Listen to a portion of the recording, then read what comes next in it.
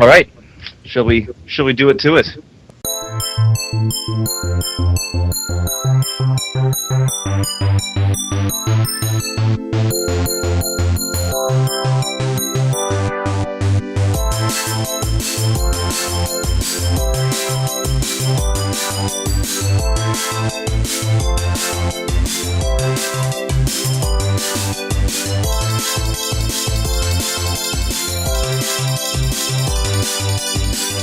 Hello, everyone, and welcome to the PonCast, episode 10.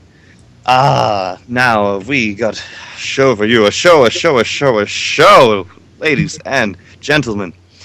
We have, of course, with me, as always, my lovely co-host, Mr. Chocolate Pony Stratos. Thank you very much, sir. Thank you. Our usual co-host, TJ, is not with us today. He had to go do things. But today, we are going to be talking with the staff from the Cloudsdale Congress. My microphone is working, my internet isn't. Hello, is my microphone working? Yeah, yours is. Yes, tell us you people in the stream, how do we sound? And I know I probably sound awful. Probably. Okay, well, let's go straight to the main portion of our show. We want to congratulate the staff of Cloudsdale Congress on a very successful convention, especially so short after the whole entire Unicon scandal. Yes. Flavin, would you like to introduce our 4 special guests today? Oh, well, certainly I'll do what I can for the time being. With us, of course, is the head of PR for the con, Mr. BFV. With us as well. So, say hello, say words. Well, fine then. Hello, everyone. With us as well is Mr. FIReNVY, who is the con chair. Howdy. We also have Ganey, and Ganey is the co-head of public... Oh, no, wait. What are you? The head of music relations. Sorry. I'm the guy who made the wubs. He is the Ganey. Ganey is his rank and position. The Ganey, yes. He is Monsieur le Wubs. And of course, we have Mode. Mode. Just mode. Just mode. Yes. Yes, mode. Just Mode. I say, Mode is so impressive. He doesn't even get a title or position. He's just con material, I guess. Honestly, he just showed up on our doorstep one day, and we couldn't leave him there. Nah, Like, who's this weirdo? Let's throw him in opening ceremonies and watch him fall on his face. Yeah, sounds like an amazing idea. Those would be amazing opening ceremonies. Okay. It'll work First out. off, Yes, I of want to course. note that Cloudsdale Congress is actually sort of organized by DC Bronies, which is my local brony group. And I think, Flavin, you were a little bit upset that that Cloudsdale Congress actually took the name for the con that Denver was planning to have, right? Yeah, correct?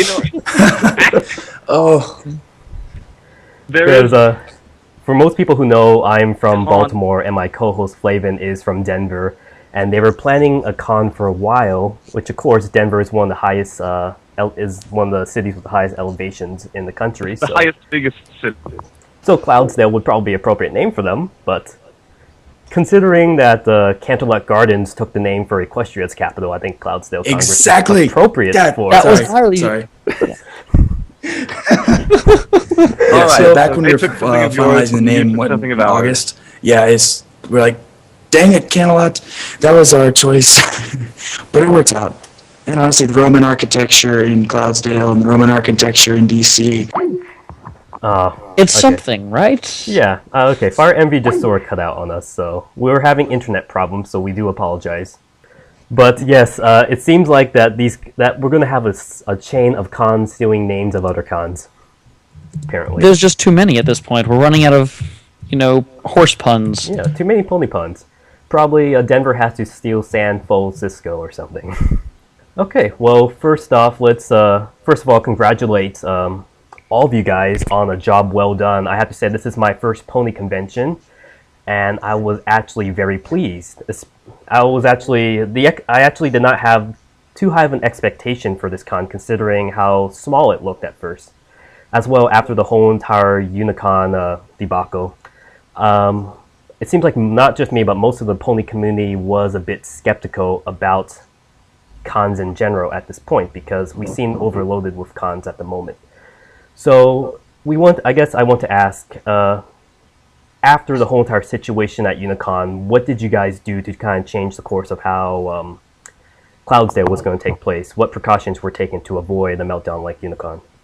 Well, what we did was we assumed a similar position that chickens assume when their heads are cut. No, I think, what did we do? FIReNVY, why don't you take this one? Yeah, absolutely. The very first thing we did, and this is before I had even left Vegas, I was still there, and that was start making sure that our budget was so airtight and watertight that absolutely, even if something went wrong to the tune of $50,000, we'd at least have a backup plan, like, all right, so here's how we leave the country, stuff like that.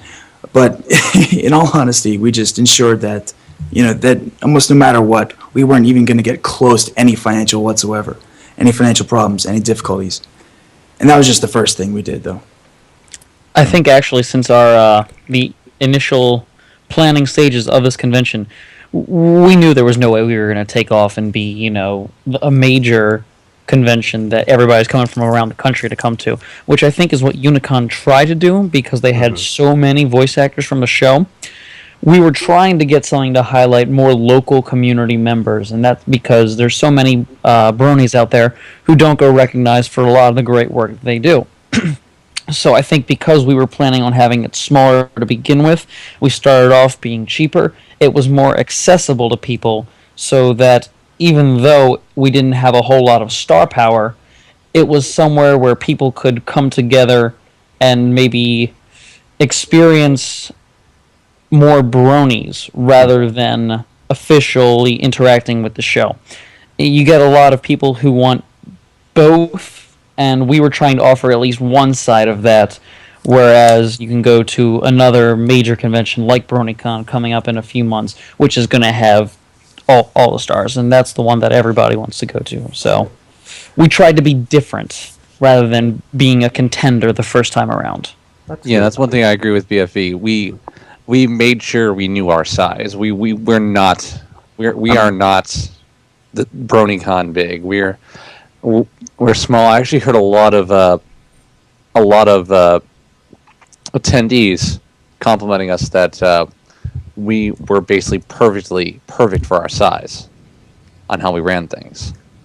I think that was actually a wise decision as well, because you guys, even though you didn't have too many, talent from the shows or names in the community, it was actually just a good enough number for the size that it was. And it seemed like, an economic advantage, so you guys were able to keep your finances straight as well. We actually did have 2 more show VAs lined up, and unfortunately, after Unicon, we're like, I'm sorry, guys, we need to cancel these contracts because if we come anywhere close to that kind of financial disaster, there's going to be some serious repercussions. So, we might have tried to we tried to get a few more VAs, but we figured that money comes first, and let's keep pushing the community thing rather than trying to have more show staff. It's cheaper that way too. Exactly. And it ended up for the best anyway. Just mostly because I think I don't know exactly the details that I'm allowed to release, but Gary did have Gary Chalk, for example, one of the 2 we cut loose. That sounds rough. One of the 2 that we parted ways with. He actually had a callback of sorts, so it ended up working out well for everyone involved. So, okay. And I guess talking from the community side of this, we do have a lot of bronies in the Baltimore, DC, Philadelphia area. So I thought it was a very wise decision to actually host a con in. Yes, put it in a place where people actually live instead of the middle of the desert. So That's a good idea. The first question would be asking about why, how this whole entire con got organized in the first place. And the second part of the question would be, after BronyCon was announced to be in Baltimore, which is so close to DC, how did you guys react to this? I can kind of answer the second part of that, but FIReNVY, you want to take the first part? Sure, absolutely. Well, let's see. Let's travel back in time to just before BronyCon summer 2012. The sun is shining, the promise of VAs and guests and paneling and wonderful music's on the future, and just a few of us were sitting at a meetup the week before. Engineer Brony, who is currently in Afghanistan and helped set us up with me, and Starborn and Riftwing and all the others, and just a few other people. And we were just chatting about how, you know what, this BronyCon is looking to be huge. It's looking to be finally actually be a convention contender in the convention world, such as Otakon and Anime USA and stuff like that. I wouldn't say Comic-Con. That's a whole other beast. But we're talking about how, you know what, the DC area doesn't have anything like that. We do have Otakon and Anime USA, and KatsuCon, where a lot of bronies kind of mingle and go to that. But there really isn't anything in the DC area itself. And after going to BronyCon, I only was able to go to Saturday because I was working the day before and the day after. But after going to there and speaking with Xiagu, the founder of the DC Bronies, as well as the co-chair of BronyCon now, and as well as Engineer and Riftwing and Starborn a little bit. After talking with them, we were like, you know what, let's do this. Let's get the help that we need. Let's make sure we have a good base to start off with, and let's see if we can do like a large meetup of some sorts. We weren't going to go for all convention or anything like that. The following week after that, the weekend after, I think the 9th or something, we had our first official meeting, and it was very small. It was me, Electric Explosion, and Gummy, and we just talked about, all right, so what kind of ideas do we have for this sort of thing? Who should we talk to? And that really wasn't the official meeting. That was just the first official, brainchild, or brain trust, if you will. We didn't start having official meetings for another, I'd say probably another 2-3 weeks. But after that, we got the heads of the DC Bronies in. We started bringing in the 757 Bronies, the Virginia Beach. The Western Maryland Bronies were starting to pitch in, mostly me, but there's a few others. And the Philadelphia Bronies, we started approaching the Pittsburgh Bronies, though we never really heard back too much from them. Some of the Nova area, North Virginia. And we just brought in all these people, of course, Baltimore. So brought in all these people, and we're just like, all right, so how serious are we about this? Where are we going to go with this? Large meetup or small convention? And we were leaning towards heavily the large meetup at first, and making sure that we weren't getting buried under all the obligations and legal stuff. But there was a certain point around late July, early August, maybe even mid-August, where we were like, you know what? This has the community support that I think we're okay for this. And we just basically, we agreed. We started moving more towards the small convention area. Our numbers were still pretty much where they actually were at con, between 300 and 500. And that's where we pretty much wanted to stay. And, well, it worked out. So, that's pretty much how we got started, if you will. Made sure we got the right help. We approached help from like Otakon, Anime USA. They didn't come in until pretty late in the game, back in January or so. So I think the big point that I want to make is that we made sure that if we knew very little about this, but we made sure that we were going and getting help from the people who did know what they're doing. So, and then I'll let Ganey talk about that second part because he wanted to. And because that means you don't have to use your voice anymore. Yes, it'll come back eventually. So when we heard that BronyCon was moving to Baltimore, I actually knew this a little bit earlier than most people because I work on BronyCon. Basically, the consensus was it's not well. First of all, it's not a problem for us at all.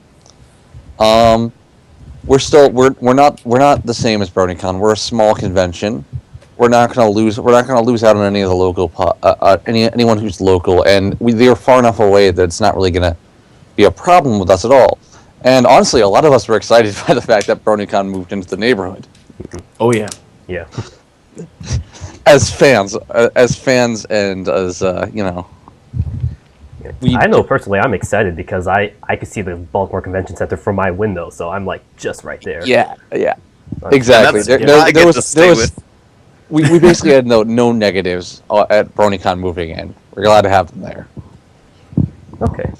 Well, one of the things I actually noticed about the convention was it was kind of more a musical extravaganza because a lot of the local talent were musicians. I guess the big names within the fandom that were brought in were actually, I guess, famous Brony musicians, and even the guest of honor, the voice actress Michelle Creber and voice actor Lee Tockar. Yeah, they were even involved with musical events as well. So this whole entire convention was kind of one giant musical event. Would you guys like to discuss like why you concentrate on the music portion of the fandom for this convention? Especially if you're Ganey. Because I'm too good at my job.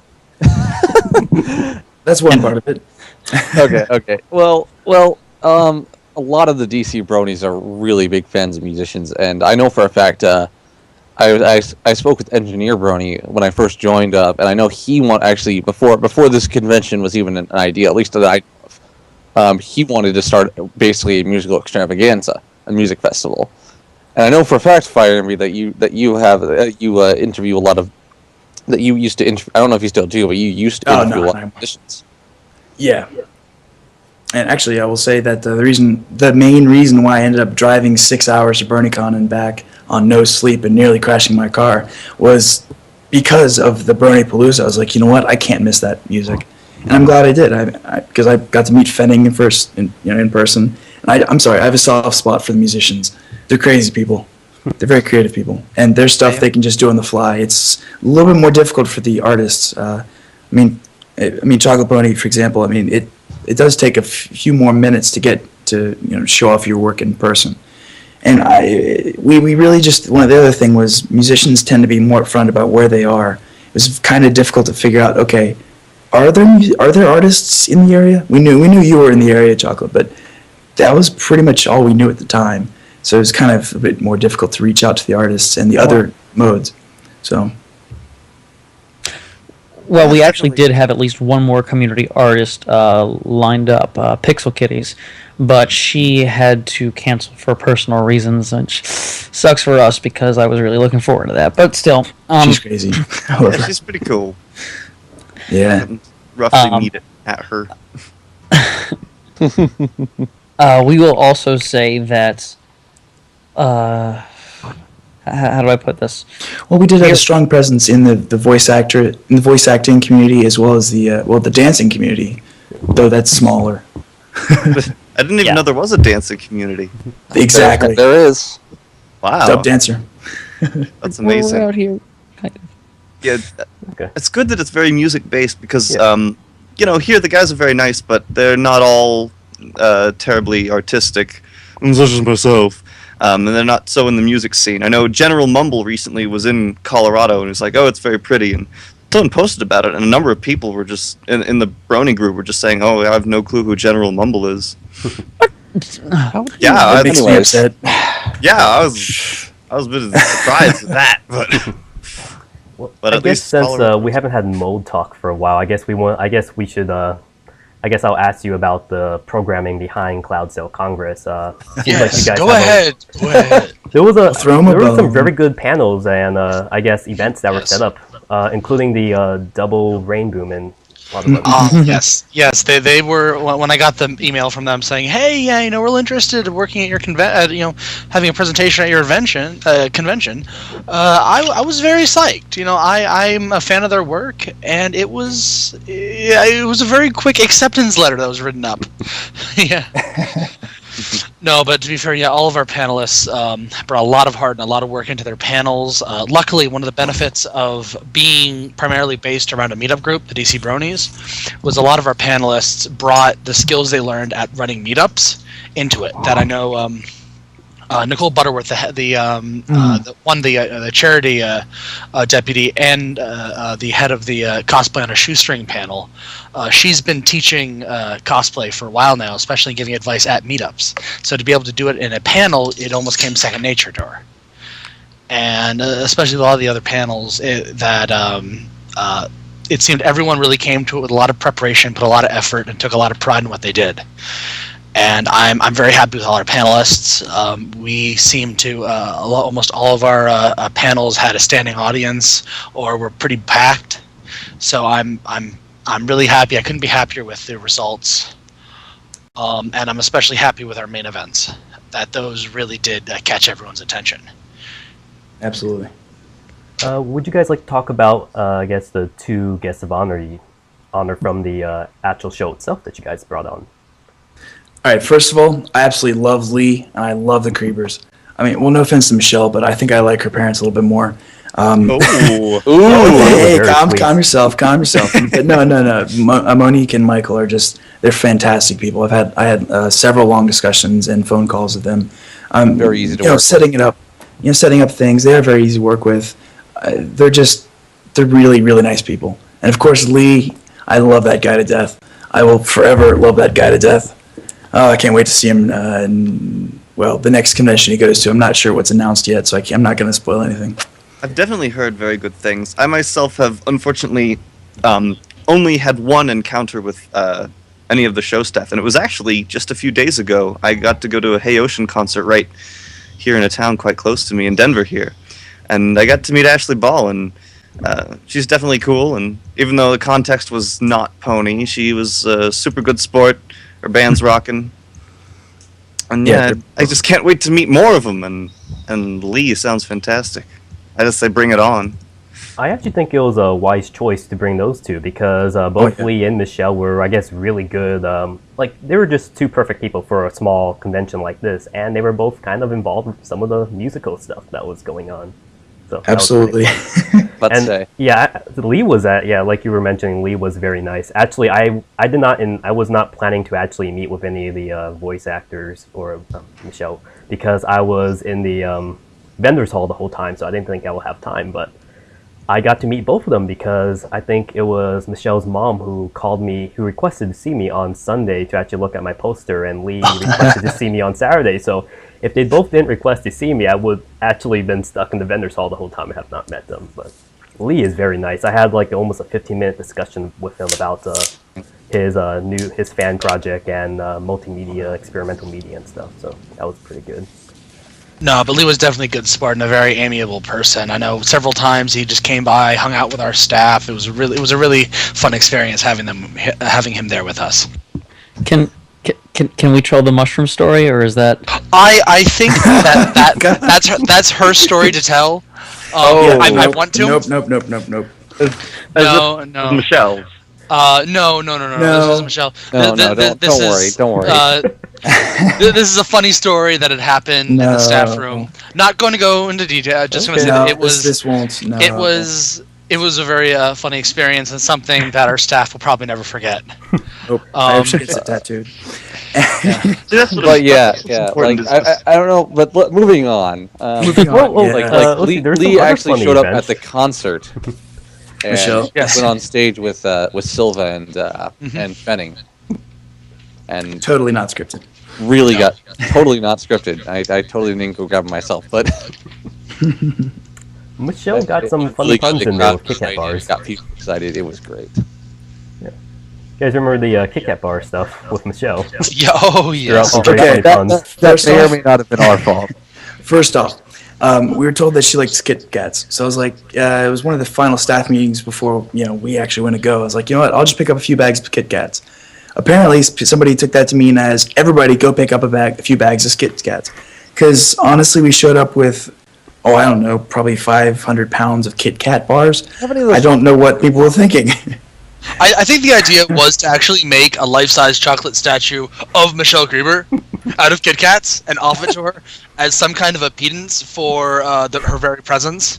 I mean, maybe we do that and she'd accept our offering and it would, ignite in flames, and then the voice acting deities would come down and bless us with an amazing convention. It may not have worked out that way, but I just realized we missed an opportunity. With all those extra Kit Kats, we totally could have made a life-size chocolate pony. A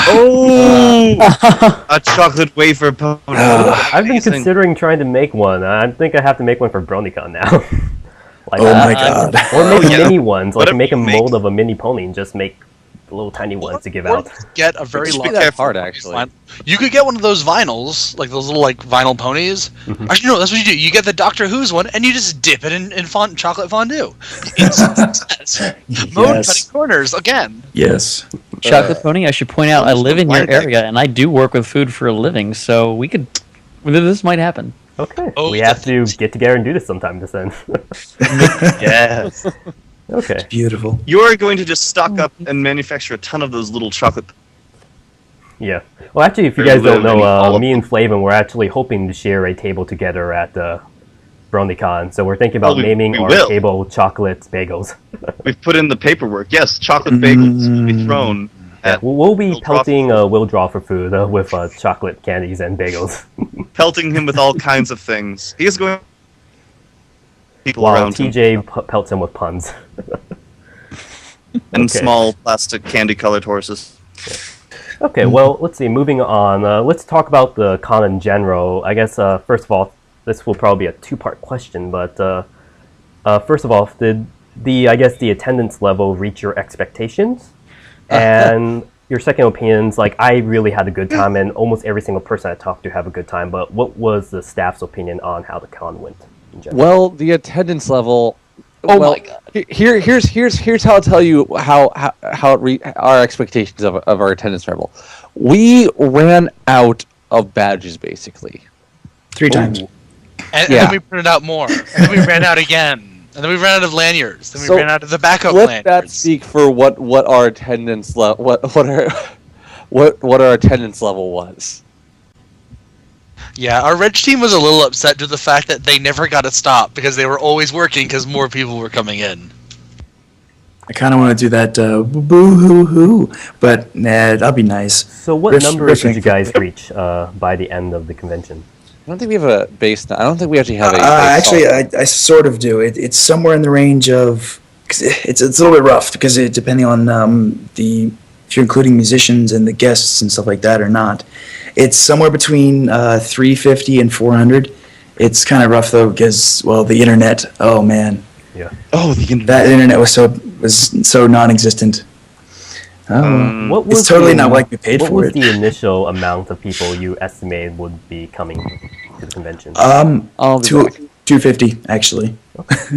So we were like, oh, wait, we passed 3. Oh, geez. Oh, yes. Okay, alrighty. Yes, all right. So this is fantastic. It was pretty nice. I have been to small cons before. Like, I thought this would be a small con. Like, John Con in Baltimore is really small. Baltimore I've Comic heard. Con a little bit bigger, Heard but it, John. but this size is actually pretty John nice. Con. Yeah, if you go to I John like to Con, think you're so. John Connor. See, John there. Connor. Well, John Con just makes me. That just makes me think. Oh, it's John Con. It's gone. I don't know. It's a con about a guy named John. It's not John. John. It's John no, guys, Hopkins guys. University convention, but yes. I Yeah. thought it was a plumber's convention. I get it. Okay. John means toilet. And let's see. What was your opinion on the con in general? I actually have gone to I've pretty much only ever been to Summer BronyCon and Otakon, but that's been for like the last 7 years. So I have been spoiled with seeing thousands upon thousands of people all around me. And I'm like, I know we're going to be a small con, but I've talked to people there or at Otakon, and they said they like small cons better. So I'm like, maybe it won't be too bad. And I actually really loved the fact that it was in a nice condensed area, but maybe I'm just talking as staff because I was running around just checking on everything. So I'm like, I like that I don't have to go a mile from one end of the Baltimore Convention Center to the Hilton Hotel, Oh, which true. is literally a mile, and Yeah. I did that several times. Anyone who's been to Otakon knows that the Baltimore Convention Big. Center is crazy. Considering Otakon like takes up the whole entire convention center, that's like one big con.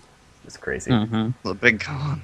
I 30 actually did. 30,000 people. Oh my god. I was confused where one of the panels was. It was the first year they added the Hilton Hotel, and I was confused as to one of the panels was taking place.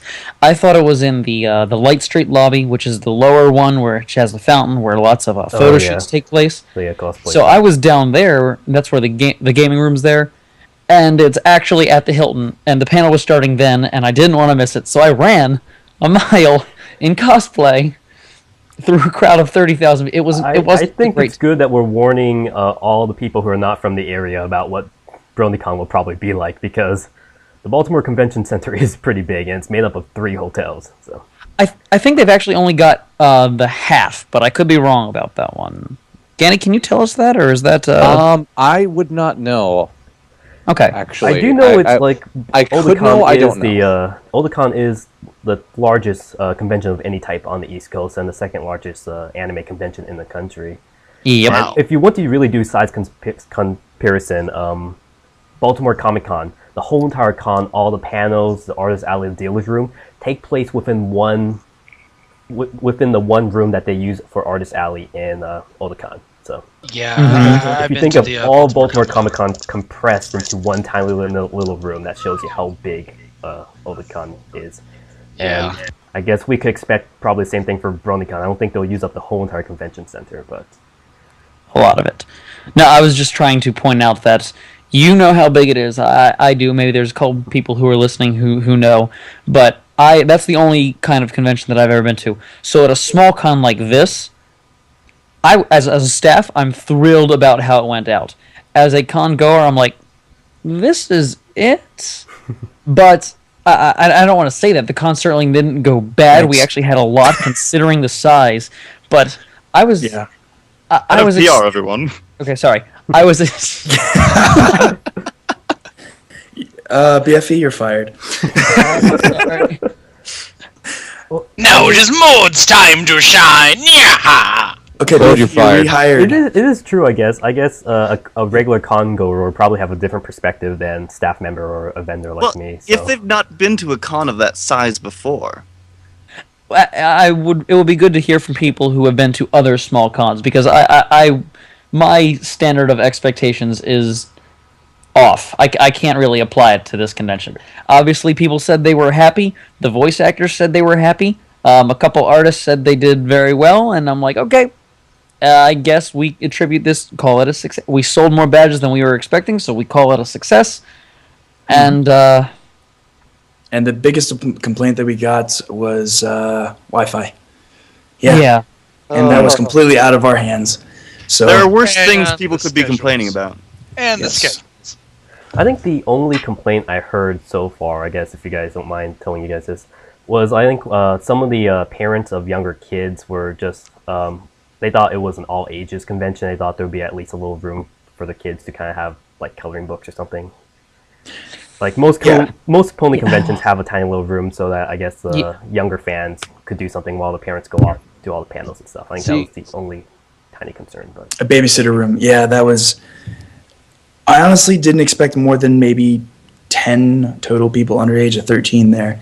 And I think it's actually roughly what we got anyway, but... your younger siblings were there, weren't they? Yes, one was 13, one was 10. Yes, my sister drew good. She did good. But we honestly just didn't have that that drop-off space for the adults, and it's just... And that was an oversight. We just really didn't expect there would be that large of a draw for the younger kids.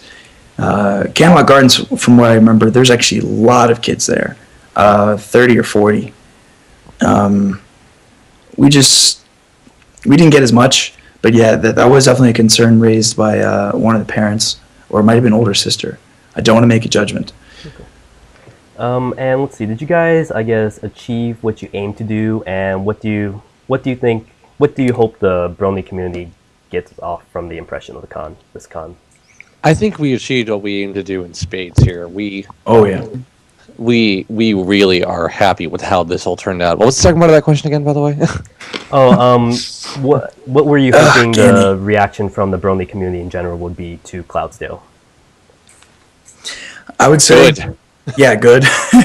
But I would say that what I want them to get from this is that LPU was... That's not what happens mostly. That's not what happens occasionally. That is a once-in-a-lifetime thing. And honestly, I've only ever really heard of one other convention to fail in that respect. What was it? Con no Baka. Oh, God, late 90s, I think, or early 2000s. And even that was about the same level of failure, but that's the only two I've ever heard of failing to this degree. And it's mostly just people who... I'm going to be blunt. I'm sorry, Sandy, if you're listening. But it's just incompetence, not looking for help, and not having a big enough staff, and I guess just being way too optimistic about your numbers, saying that, And hey, being let's go for aggressive. 5,000, when you can only really effectively draw maybe 1,000 people, and stuff like that. I mean, it's just, hopefully they look at us and go, okay, people that go for help and know what they're doing, or at least can pretend enough till help arrives, can still put on a good convention. and the Brony community still has it in them. Stuff like that. You guys had a lot of pressure on you because you were the first major pony event to happen after the whole entire Unicon meltdown. Yet, I think you guys should be really proud of yourself because you guys really did redeem the whole entire Brony convention side of the fandom. You're like the cool guys sweeping in from the south. The cavalry has arrived. So you We guys actually give yourself can a do a round con. of applause because you guys are just awesome right there. So you're saying we're the Batman of pony convention? You guys are the Batman. We're the con the world deserved. You are the knight. I'm the CloudCon. I don't even have to make a voice. It's just my normal one. You should gonna say. All right, we're commissioning Pretty- somebody. One of you Um, two. Let's see it. Mr. Yeah, I think Bat- we'll Yeah, probably we- make we- Unicon we'll Bane see. and And- have Cloudsdale as Batman. And actually, Unicon Bane. on the point of that success and that amount of pressure, I honestly have to say that, as I was saying earlier, I do think a lot of the success that CloudCon did have was because of the incident and because this was a chance for a lot of the pony fandom to step up and to show itself that it wasn't going to let there be a repeat. And I know we got a lot of mention, a lot of advertising because the Brony fandom didn't want to fail again, and we received a ton of support because we couldn't be the convention that failed. If we failed, it would be a crippling blow to the Brony fandom. If we failed, it would no longer Yeah. be a isolated incident. It'd be a trend. Huh, so And- it was yeah. all in your guys' hands, so I guess that must be a lot of pressure.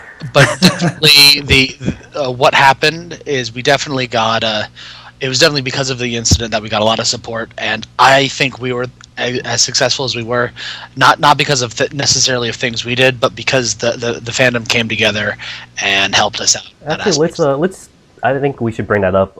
Like you guys, obviously, as the con staff, did pull this whole entire thing off wonderfully, but you guys obviously did have a lot of outside help. So, was there anyone in general you would like to give shout out to or thanks?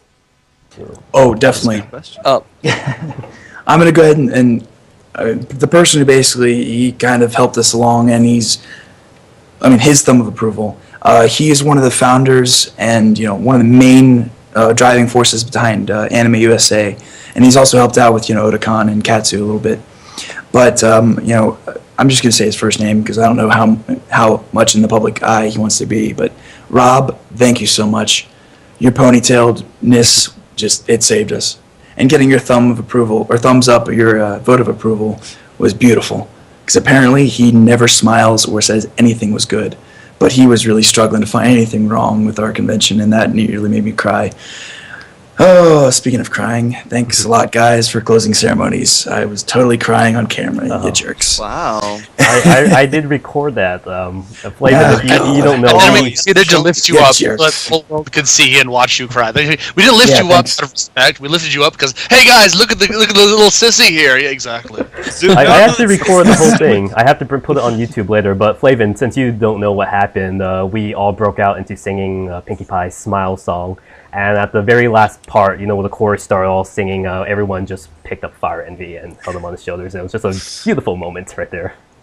Yeah. yeah. Manly tears. See, that's what you just have the Liquid slow pride. zoom in on your face there, and as the single tear rolls down your cheek. The liquid single? pride, yeah. No. This Yes, was the like- liquid- Oh no Right. no! Yeah, the manly tears were pouring down my face. The new- The Mr. T, beard and the biceps, and then at some point they turned into the little girly tears, the pigtails, and I just couldn't help it. It was just beautiful, and thank you guys so much. I heard beard and biceps, and I had to wonder, when did Engineer get back? Ha! Thanks. On our live stream, we actually got Bicep somewhere. we actually got It's not a question beard. from our other co-host who normally Yes. does the show with Our us. silent host. Yeah, but he Silenter cannot than be on me. today. But one of the questions he had for you guys were, as con heads, how much contact did you have with Hasbro in developing the con? Hasbro. We waited for a few months for Hasbro approval. We waited. There's some changeover in their staff. I really can't go into it too much, unfortunately. But we finally got the go-ahead from the agents, and that was pretty much it. As far as Hasbro goes, there's almost nothing involved there. It's just kind of you're not on our so it's okay to go. Pardon my French. So that was about it. You only get one. You only get one. Yeah, there you go. Okay. Bleep That's it right. over when you put it on YouTube. Okay, and Yep, I guess limitations. some other questions are: do you have any advice for future people who want to actually start cons about booking guests and organizing a convention? And Well, what other considerations should be? What other I things have should some be general considered? advice. Sure. Be ready for lots and lots and lots and lots and lots of stress. Yeah, I'm gonna be blunt. When it comes to organizing something like this, first off, make sure you have the right help, and that basically means just not having enough. Doesn't mean like having 20 people that are like, all right, I want to do this, and actually have the ability to do a lot of work. Make sure you actually have knowledgeable people, so people that have been organizing meetups for months, people who have been running successful conventions. I approached like Bajodi, Klisk. Karen Padilla from Glittering Pony, Carrot Roses. Like I approached all these people and made sure that we got the right help in there and the right advice, as well as Final Draft. He did actually a lot of help, just bouncing ideas off him as far as PR goes and various other things. That's step one. Step two: make sure you actually use these people.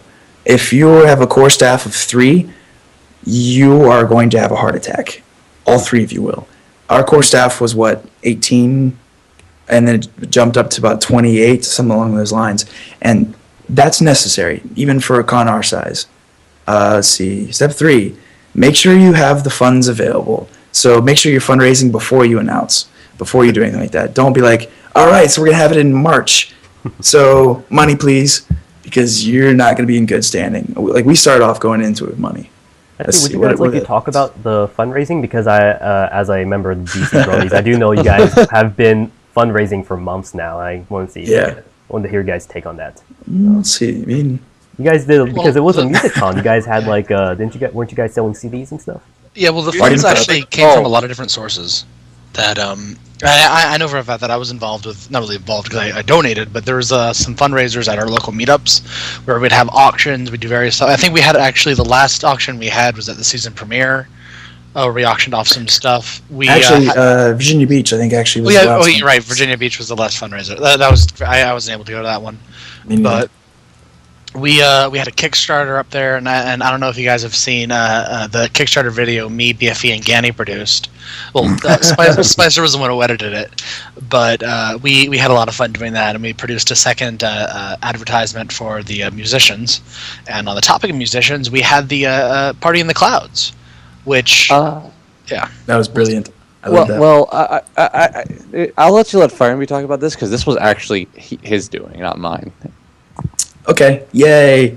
Let's make the guy who has no voice talk about it. Awesome. I mean, oh, fine. You want me to talk about it? I'll talk about it. Nope. I want to talk about it. Get out. You're fired. So anyway, no. Me and Sergeant Whip, one of the local bronies in the music scene, we were just talking back and forth about just various ideas because I'm actually bringing him out to Western Maryland for a we're calling it the Balloon Party, where he's basically just gonna be live mashing up a bunch of pony songs, like mostly from Balloon Party, those 3 albums, and apparently our album too, and possibly Rainbow and Rooted. We'll see. It's still another month out, but anyway, we're talking about that, and he's came up with the idea. I was like, wait a minute, why don't we do a Balloon Party for Cloudsdale? I was like, brilliant. So that was my brainchild. I stole from him. I got his permission to steal from him. Thank you, Sarge. But I spent the next month or so working on getting that together, figuring out, all right, so what legally are we allowed to do here? I had to make sure we didn't, do anything illegal. So it was actually 100% of the funds raised from it, and technically we actually spent a tiny bit of money on PayPal and Bandcamp taxes, but every cent from that album, from the the different tracks submitted by the artists, went to those those musicians that were going to Cloudsdale, whether they were performing or not. For example, I'd Like to Be a Tree. He's a rapper from much further west. He submitted a track to that. Got a little bit of money, helped to get his way across the country. I know that Joe the Loaf is another example. I love that kid to death. Oh my God, he can sing, and he's never performed. I'm sorry. Wow, nice guy too. Oh yeah, he's. I'll have to look into his stuff. Oh no, God, his voice. No offense, Coco, but Jesus, Jove. Oh my goodness, son! Your voice, man. That's Holy actually Moses. one of the big things about our con was we wanted to get a lot of the lesser known musicians, artists, hell, even show talent that are more- good. more- That people know about. Give me Yeah. his name again. Yeah. I need to Google this. Joe the Loaf. Joe Yep. the Loaf. Everybody, go and look it up. Actually, Apparently. check out his track on the Party in the Clouds album. It's the Oh, last that's a one. good idea. It's Oh very yeah, with Feather. That was- I was thoroughly impressed by it. It is very good. oh yeah. Yeah, we should actually link that after the show. And you kind of reminded me about something, Brandon, when you mentioned legal stuff. Back when we were talking about stuff you should know for starting a con, know everything you could need to know about it legally as you can. Yeah, don't just make guesses. Don't do homework yourself. Bring in legal advice. Bring in legal advising. That's a big thing. I wish we had done that earlier for our venue, for example. This is what lawyers are Yeah. for. Exactly. Actually, were there any hidden, I guess, legal issues or legal or any hidden costs Yeah, associated any, with running a any con? surprise fees, basically. Any things you didn't. Oh, I have to pay for that. The As walrus. far as what we cover. can talk about, let's see what we can talk about. Let's say there's a lot of red tape here, but I can't Tread really go into carefully. details about it, but VAs are more expensive than most people think. For one, you have to fly them out, put them up, appearance fees, getting autographs set up, transportation. So just don't just be like, oh, well, it costs this much to book them. Fantastic, we can afford that. No, you can't. You'd be they're a lot more expensive than you think, but they're totally worth it if you have the right people. And I And think can we've got the actually- right people. and can actually pay for them and transport them from the airport, so they're not standing in the middle of Vegas. Just doing Apparently nothing. that happened to a few, actually. Yeah. More than one. Oliver. Oh, man. I heard stories from a few people I know were volunteers right there at the front lines at Unicon, and some of them were like, we just had volunteers hopping in their own cars and driving to the airport because there was nothing else they could do. Derpy Squad on our little live chat actually just noted that Tara Strong had to take a taxi to the That's convention right. itself. So that's Yeah. pretty sad. It's those little things that. So this thing, conventions are a lot about the little things. Well, you have to make sure you have the big things like venue contract, talent contracts, the panel schedule, the website. You have to make sure you have all those big things down. But it's the tiny details, the little details that everybody focuses on. For example, having the musicians OCs on the badges, they loved that, absolutely loved that, and it's just that honestly made them a lot happier. And just it was a very little thing, but it made a big difference. And it's just there's I millions of actually those. like that. You guys did put a lot of little personal touches. I think because you guys are such a small con, you guys are able to do this. But like And those treating, kinds of things. treating your are really VIPs great. like VIPs, that's very important. Manners, generosity, all that stuff is very important. Especially treating, I guess, the other guests that you have within the musician community who may not be as famous, but to treat them as special guests. That on that note, actually, me and BFV personally went to pick up Silverhound from the airport when he arrived. I ended up going the wrong direction, bringing him back to the hotel, but I corrected it pretty quickly. Know your area. Actually, You're fired again. I'm just kidding. he didn't care. He was ranting about stuff. So Envy. Now And that you've fired your entire core staff, Oh, I've will got you- 20 more. Will you 20 be more able- staff or 20 more BFEs? I'm replaceable? Really? No. Oh, darn it. They got whole shelves full of you, man. All right, if you're hired again. Don't get me in trouble with BFE. Gosh. But no. Will you be able to, now that you've kind of got this, do you think you'll be able to host another Cloudsdale Congress in the next year? And Honestly, the response, I've heard nobody saying about my convention. I haven't heard anything going, well, this was okay. I have only heard positive and overwhelmingly positive responses. Though I heard one negative, and that was mostly because they really needed to have Wi-Fi, and they couldn't. But I think that was my Honestly- candle. Sorry. no, it's okay. How dare you? you're Yeah. fired. can't do that. You're right. Hey, Chocolate I'm Pony. already fired. Chocolate Pony. No, I need a Chocolate Tumblr. I need a Tumblr advisor. Are you on? You good for that?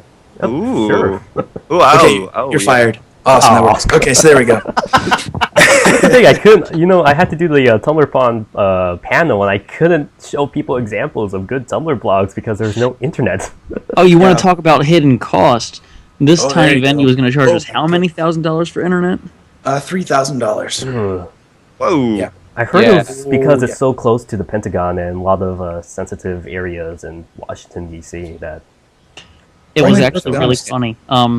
When It's the not. internet was down early Saturday, so a couple people tweeted about it. I think from a little bit outside of the convention center or through mobile devices, and somebody on Equestria Inquirer replied, "Clearly, the Pentagon shut down our communications because the Bronies are organizing and are forming a dangerous network."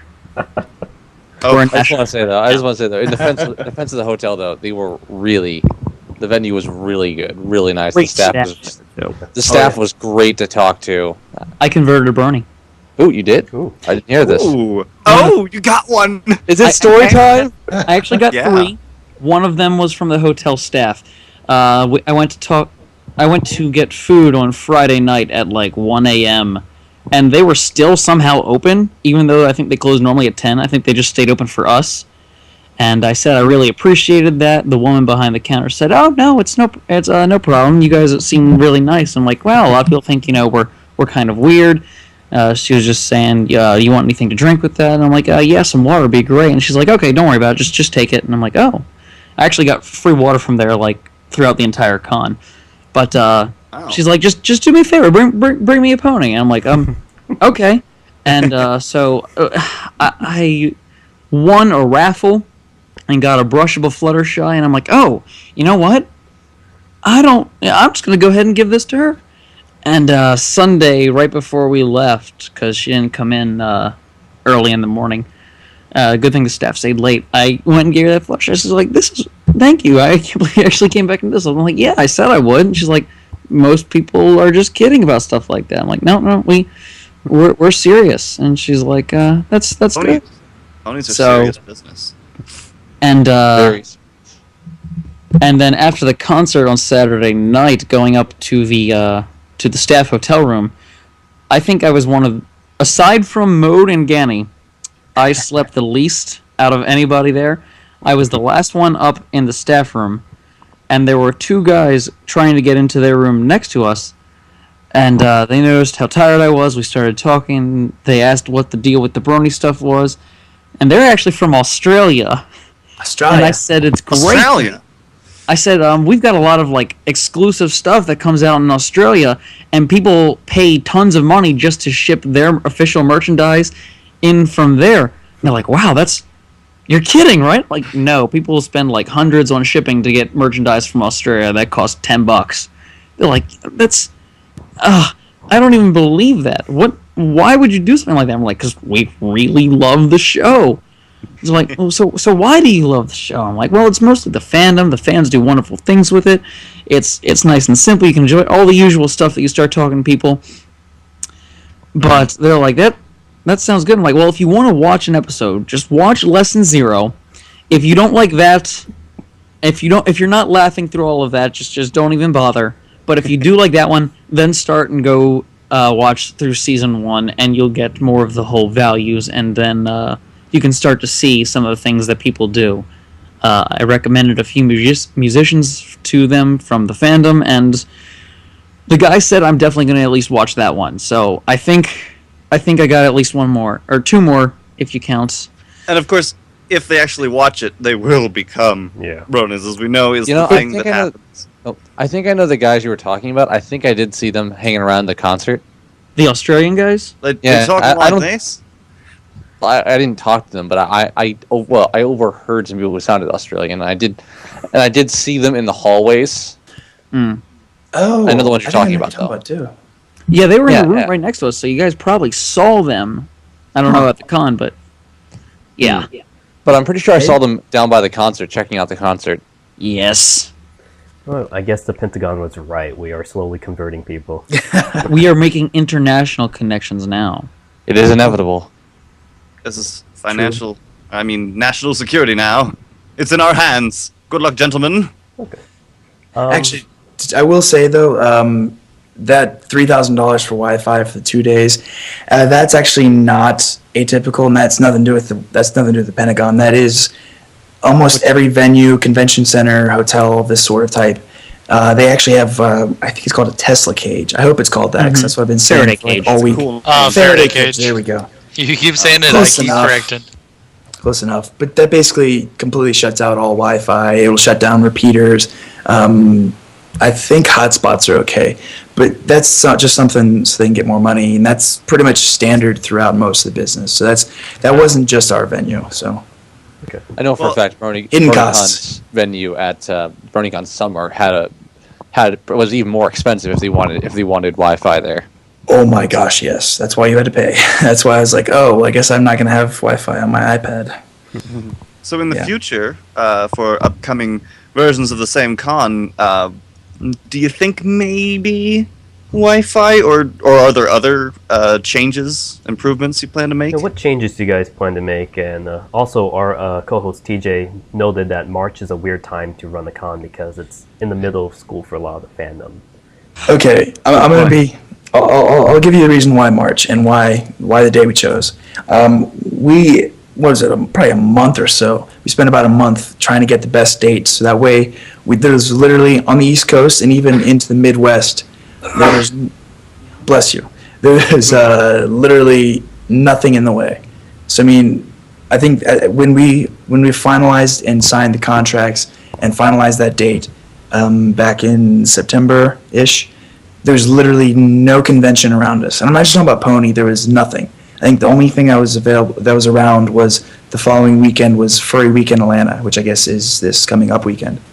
And we're like, well, that's a pretty huge difference, and that's different enough that we won't really have the crossover. So we're like, all right.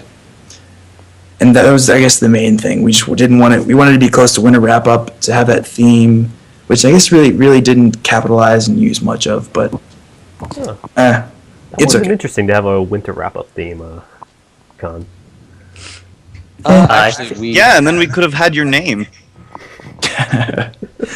Well, we couldn't think of anything clever that was actually catchy and wasn't just kind of. We still should just take Canterlot back, District of Canterlot or something. Just take that back Tempting. from Canterlot Gardens.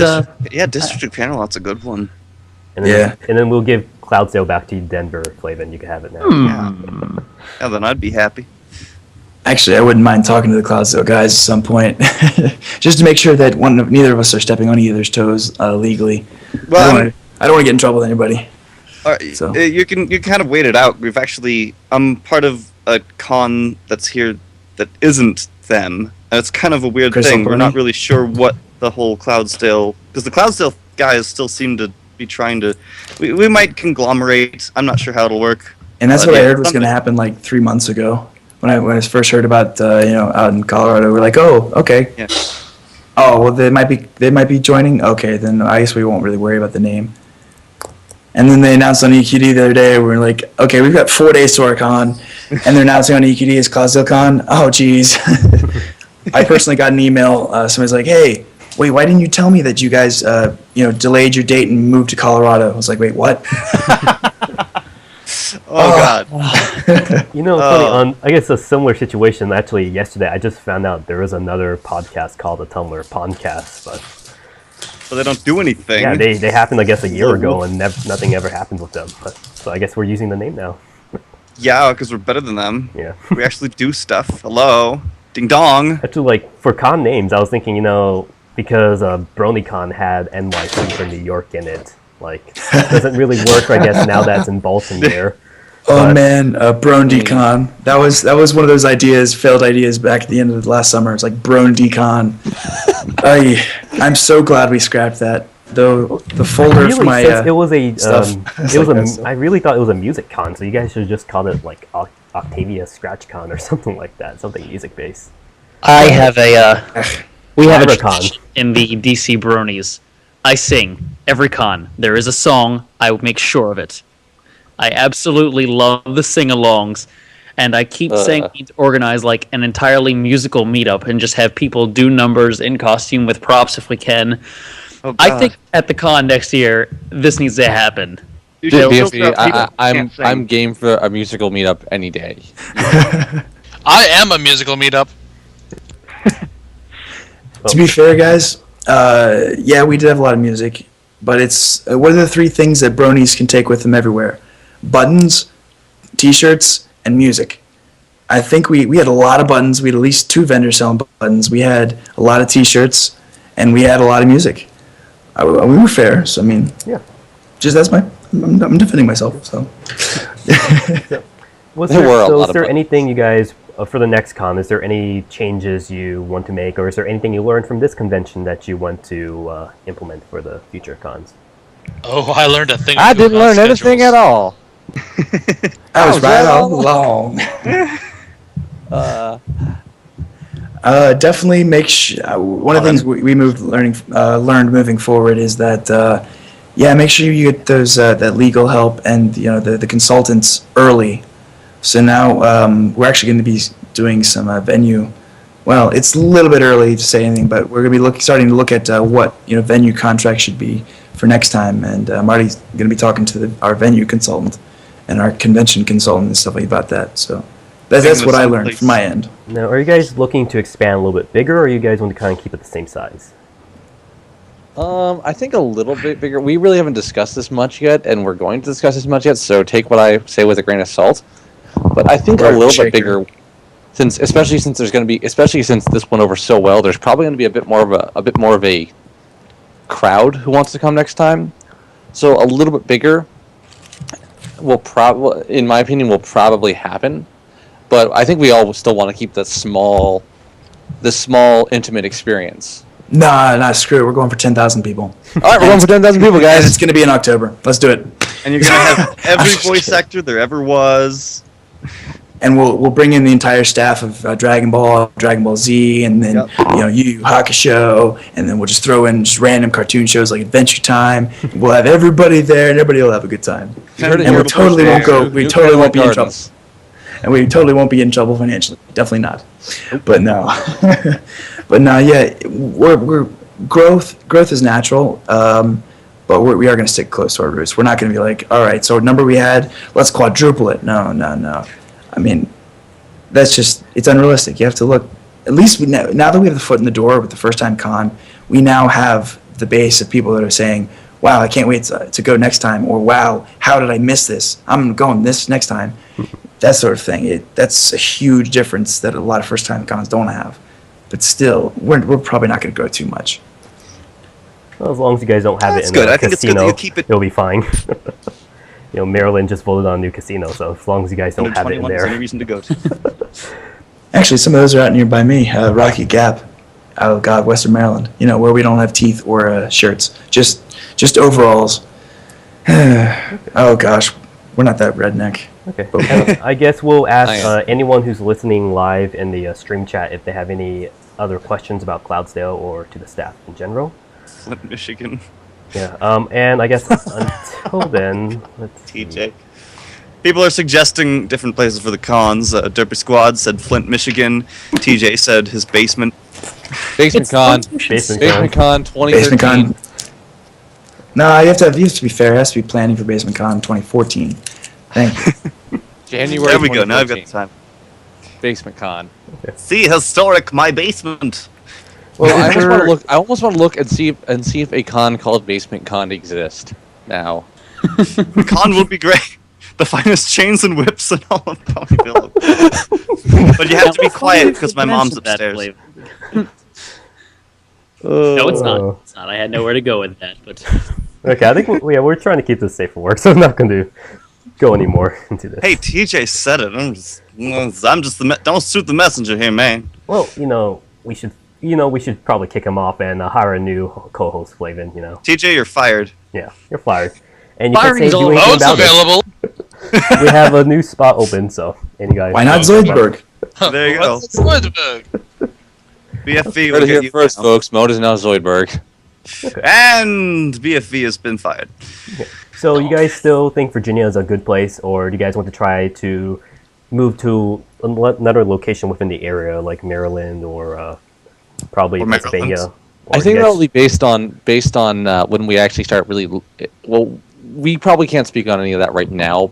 No. We're probably gonna look and try to stay in the general area. There's a few ideas.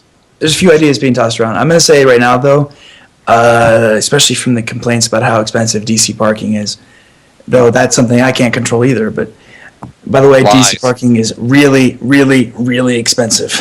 Like, oh my gosh, my friend dropped $500 in a week. But anyway, there's a few ideas of what we're looking at. There's actually a town in Virginia that's actually what Ponyville is based off of. I'm not saying anything about whether we're considering it or not. It's a cool idea. I can't remember what it was, though. I'm sorry. Oh, I've always was thinking that people that, because Lauren Faust was actually born just outside of Annapolis, Maryland, like Silver Spring. Yeah, someone should have a con like in Lauren Faust's birthplace because that would be. Lauren Faust's old house. Yeah. Lauren Faust was in fact born in Mode's house, like many of the great people of the era. He was born in a log cabin. In his basement. The joke is Mode's house is very, very large. Oh my goodness, it's a giant museum. My house is the town that Ponyville was based off of. I think Ganey can vouch for it. Yes. Yeah. His house, the town actually exists inside of it. He has like his own biodome in his house, and with Pauly Shore, of course. Yes, yeah, with Pauly Shore in it, and a whole bunch of genetically altered horses. Not to mention that Cloud Rainbow Dash is always sleeping on. That would be my couch. Yeah, it is such a soft couch. You have a guest sugar cube corner instead of a guest bedroom. Is that? I do. Gigantic. He has a guest house, not a guest bedroom. Carousel Boutique is his the closet. guest mansion. You can stay in the guest mansion, I suppose. Yes, Carousel Boutique was inspired by the fact that I don't actually wash my clothes. I just tear them off, incinerate them, and have a seamstress make new clothes for me each morning. On a big round conveyor belt thing that resembles a carousel. Oh, that's where it comes from. I've actually seen that happen. Not the tearing off, the remaking. I've unfortunately seen the tearing off. Oh, well, so anyway. Okay. It's how Ganey pays the rent. Okay, well, before we go, I guess, to off-topic stuff, is there any last words? I guess we'll go around to each of you. Any last words? Any last words about Cloudsdale or the future of Cloudsdale that you guys want to discuss? Since Dude Rose in here, it gonna be hype, yo. Hey. Oh, actually, that's the one thing we were missing because every Otakon they have the water guy selling water in front of the convention center. Just $1, ice cold water. We need a water guy at the Cloudsdale. That ice. Yeah, that guy. I love you know that actually might be a good idea. Like FIReNVY next year. Why don't we get a booth in the Artist Alley and just have water? What's it hot? And we sell it. I wanted. I guess for people who don't know the Baltimore area, there every Otakon outside the Baltimore Convention Center, there's one African American gentleman who would be rapping about selling water for $1. You could find it on YouTube. It's very humorous. It's actually on Know Your Meme, believe it or not. Yeah, he has. Wow, really? Really? He has. And it's only $1. Well, let me see if I can find the link now. Water. All we've got's a black guy who pretends to be a robot. He's cool though. Oh, Flavin, it's snowing out. Oh, jeez. Flavin, that should have been our outro song. We should have picked the Ice Cold Water song as our... Ice Cold Water. Oh, you're right. That should have been the outro song. Flavin, learn it within the next 15 minutes. Yes, Ice Cold Water guy, he was actually, in the opening ceremonies of Otakon, I do believe, last year. That was so cool. Oh, God, I love him. I'm going to see if I can bring him down to the next one, wherever we are. Okay. Okay, who else didn't talk about their, final remarks? No. Winchester! That's what it was. Winchester, Virginia. Oh, right. Oh, yes. Looking it up. Yes. Sorry about that. They have so much apples. Oh my goodness. All of the apples and ponies. Mostly apples. Yeah, that would be an interesting place. Sweet Apple AcreCon or something. It's already a thing, I think. Uh-huh. Yeah. Tim's really nice. Yeah, Tennessee, I think. Yeah, Tennessee. Shouldn't that be Yeah. Appaloosa, though? Wait, Appaloosacon's... where's Appaloosacon? Kansas? I don't know. I think so. Oh, Nightmare Nights. All these Dallas cons are was stealing recently names of other cons. I don't know. Basically. They all 'Cause exist. We're running out of places. And I guess we all should just blame Canterlot Gardens for taking DC's name to begin with. Clearly their fault. It is. It took really, us a very long time to get another name. Yeah, this whole name. Yeah, we have to wait for more Yeah, you got it from pony us. to come out. Probably when they introduce sea ponies and whatever ocean they live in, we'll have a bunch more coast cons then. Yeah. Oh boy. What about Changeling? Oh man, we could have made something like the Changeling Hive. Now that would have been cool. I like my villains. That would have been a great. But changelings hadn't maybe- existed yet. I don't think. No, wait, did they? Maybe we can they? tell the other Cloudsdale They- Con to go to do change or stuff. because we're so close to Washington D.C., we could have been like Discord Con or something. I thought about it. I wanted it, and we're like, well, we're not going to get John Delancey. That's not happening. So people are going to get the wrong And idea. then we almost did, but that was something else. It's adorable. But no, yeah, it was. Well, we also you have to be careful when you're naming something like that. You have to make sure you're not intruding on people's intellectual property. So Cloudsdale was legally it's okay, and so but putting in like Rainbow Dash Con, that's not okay. That's a very different copyright trademark that we would get in a lot of trouble for. Then I actually need to go just call remembered- my lawyer. I actually just remembered that it's actually kind of okay that you got Cloudsdale, because I remember we originally trying to get that.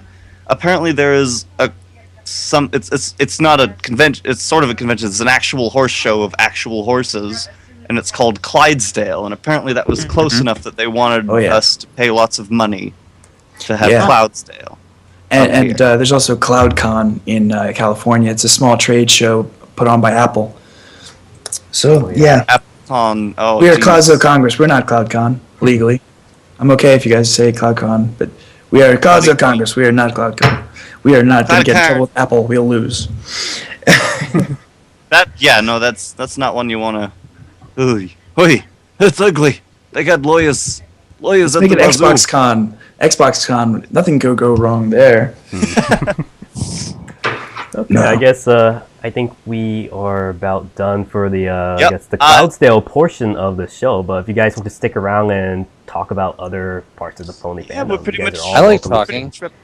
But Like- it was really great to have you guys on. I'm sorry I couldn't be here for much of it. Sorry we couldn't answer most of the questions actually on topic. it's fine. More casual. We're brand new. We're kind of new, so we're just trying to keep things casual, not too serious. So It's all right. It was you did a great job. okay. That Well, sounded patronizing, actually, sorry. I guess now that we don't have to be on topic for Cloudsdale, we could talk about anything. So since you guys are all within the DC area, are you guys excited about BronyCon taking place in our home area now? Oh, yeah. I'm already on Do you staff. have any idea? I don't need to take a trip there.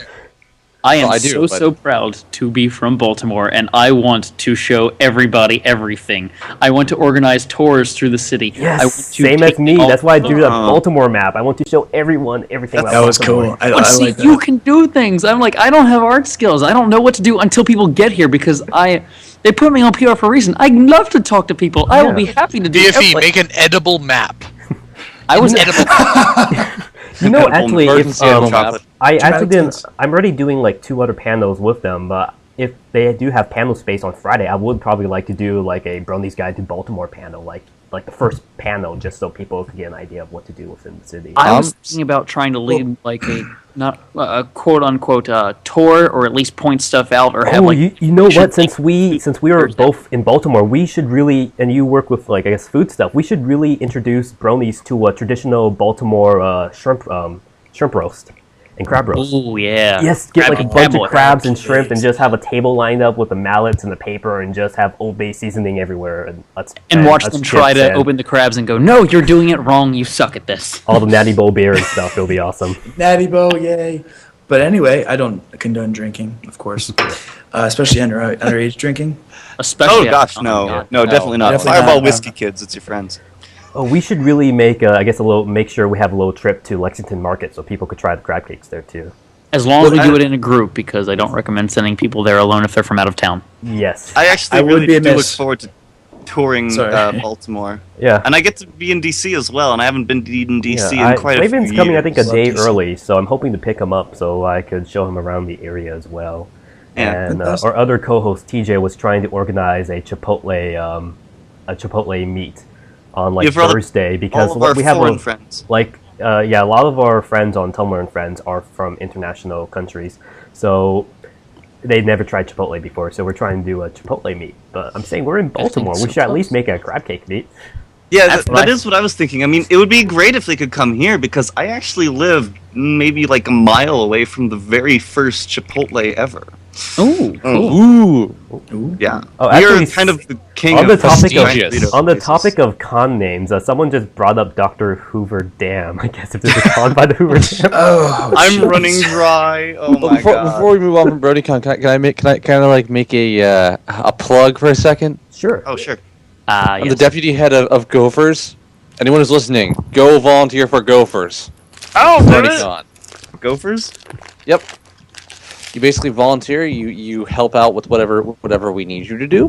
It's go first. So most of the time you're going to do something. Are we to see an extra set of hands? You'll volunteer a few days. You'll volunteer, do your time, and you get in the con for free. Wow. Sign me up. I would be amiss in if I didn't mention this too. Yeah, that if you have any panel ideas, I can't remember if it's closed already, but it's nearly closed. If you have any more panel submissions, I would try to submit them now. If I think you have like a day. So yeah. I'm glad you brought that up, because you've made me come up with a question I have not asked Chaco yet, which I can't believe I didn't. What? Chaco, tell me, how did your Tumblr panel go? Tell me all about it. Actually, I guess it's weird because when you don't talk about ponies, people just go, huh? Because like I actually didn't really know what the Tumblr panel would be about. Like I was actually hoping there would be other Tumblr artists there, so we just have like a question and answer period with people. But since it was basically just me, I thought, well, I could talk about my love of narrative art and media, and kind of shoehorn that into Tumblr. So the first part of the panel was, we were trying to set up the whole entire thing, and yeah, Mold, you know about the whole entire, trying to get because we were doing the panel in the workshop, and we didn't have the projector in there, so we had to take a projector from another panel, move it in there. My computer did not have the right plug to actually connect it to a projector, so we had to put everything on. So I had to make a PowerPoint within 5 minutes, put it on the flash drive, get another laptop, put it on there, and get everything all set up. Oh, you were the one who caused all that trouble. Yeah, I did cause all that trouble. I'm very sorry. You're the culprit of ruining everything. Otherwise, the con would have been just so. It was sad because the whole entire night I went through almost every single Tumblr blog, from like Ask Surprise to Stalkerloo, to see like what were the best examples of Tumblr blogs to show. So I had like a little history of Tumblr blogs saved up, and when I found I couldn't use internet, I was like, okay, I have to do something different. So I basically just gave a little history lesson of how comics evolved from, I guess, the caveman paintings to the modern day, and how isn't Ponies. How it's best to put comics in the Tumblr medium, because in a digital medium you're not really limited to print, so you can do a lot of other stuff like have sound effects and animation. So I was telling people to try to make pony blogs based on novel ideas. Yeah. And then of course people were kind of excited, but once I got off the topic of ponies, they were like, go back to ponies. So if I started talking about visual novels, they're like, go back to ponies. So you can also talk about that that you were also on the How to Draw Ponies panel. Yes, and I think you were the one who called me up at the very last minute to do that as well. Yeah, so I was like, hey, Choco, want to teach people how to draw? And you're like, but I'm selling stuff. I'm like, too bad. And then because I knew my panel was going to be at 5, so I was just like, okay, I'm going to get ready for that one at 5. And then you came in to the vendor room at about 4 and said, okay, we need someone for the How to Draw Ponies panel. So would you like to do that? I could do an entire panel just on how to draw Rarity's hair, because I know that a lot of people have trouble with her hair, but there's a simple trick to it that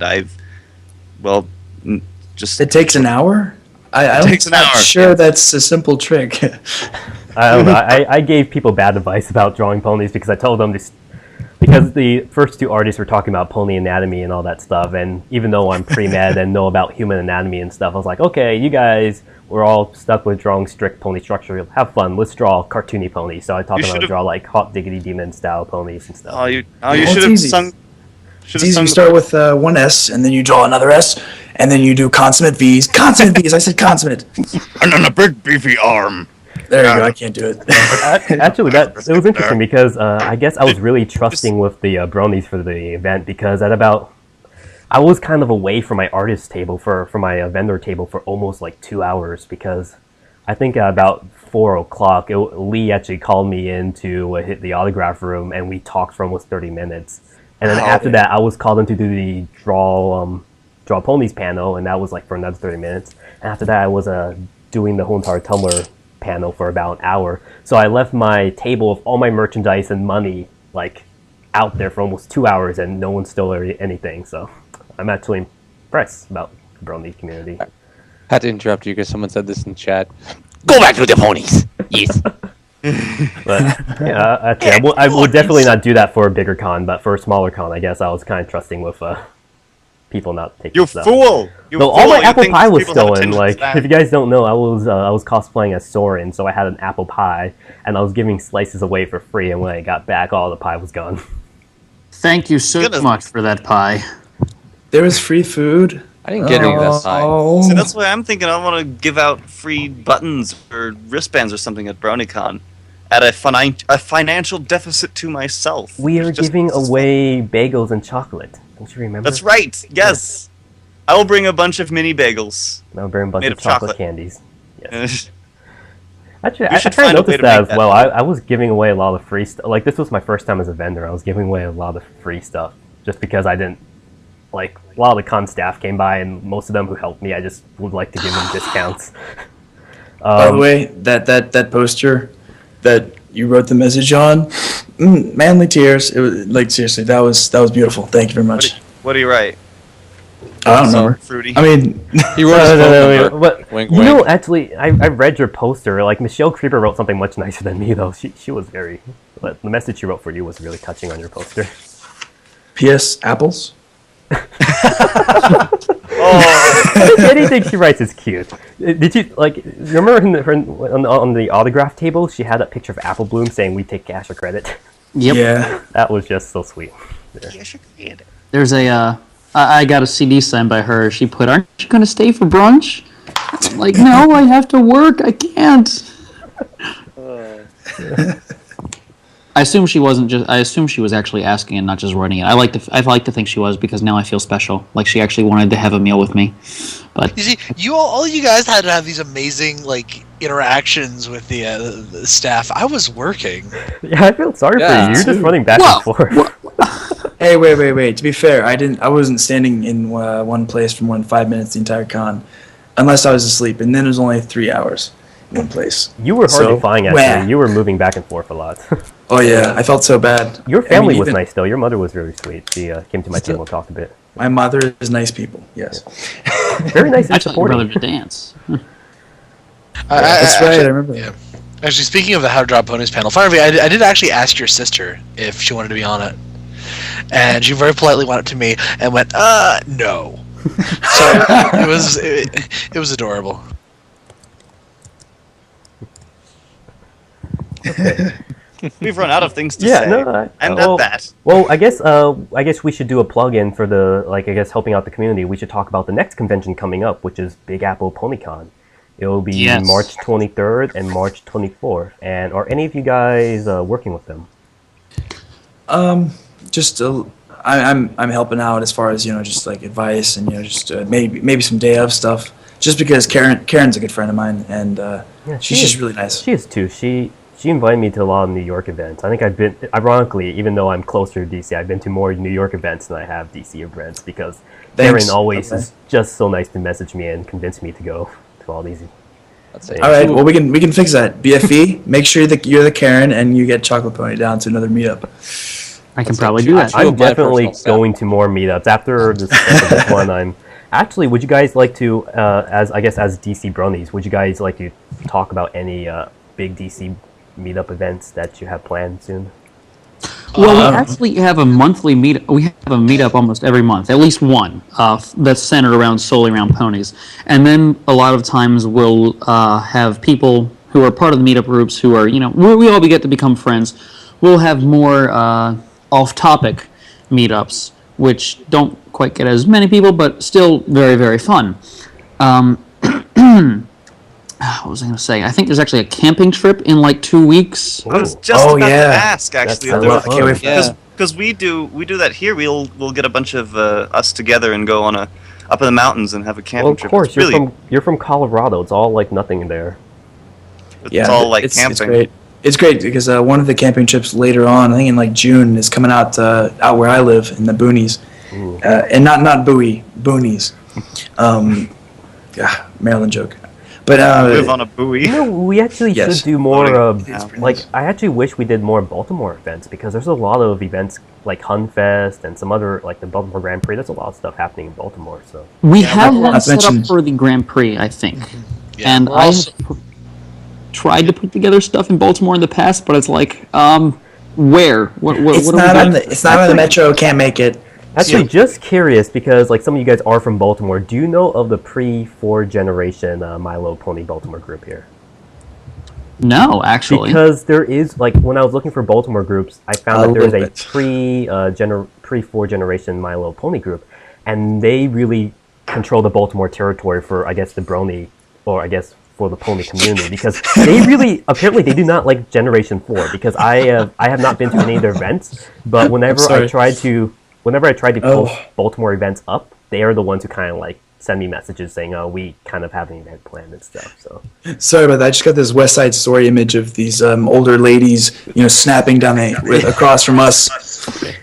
I did the same thing. Like, if you look at their meetup group, they're all a bunch of old ladies, and they have the very fat, ugly ponies from like Gen 1 and stuff. And it's those ponies I can stand. It's the Gen 3 and 3.5 that just freak me out. They do these weird. They do look like like they have weird meetups. Good morning, Ponyville. Like their meetups are like a pin the tail on a donkey and stuff meetups and coloring pony meetups. It's really weird. My Little Pony meetup. We've had one of those. We have those. And all I see is Baltimore and DC, and I'm looking for these now, but all I'm getting is a lot of stuff about BronyCon. They have a site on like a very old like pony group. I think it's called like Pony Corral or something like that, where they post all this stuff. But we'll just kind of avoid them for now. We'll let them have this territory until we invade them for BronyCon. Well, I can't say much about bronies in Baltimore, but I can say, and please don't hate me for this, there's going to be a massive Homestuck meeting there this Friday, which I can apparently now go to, so...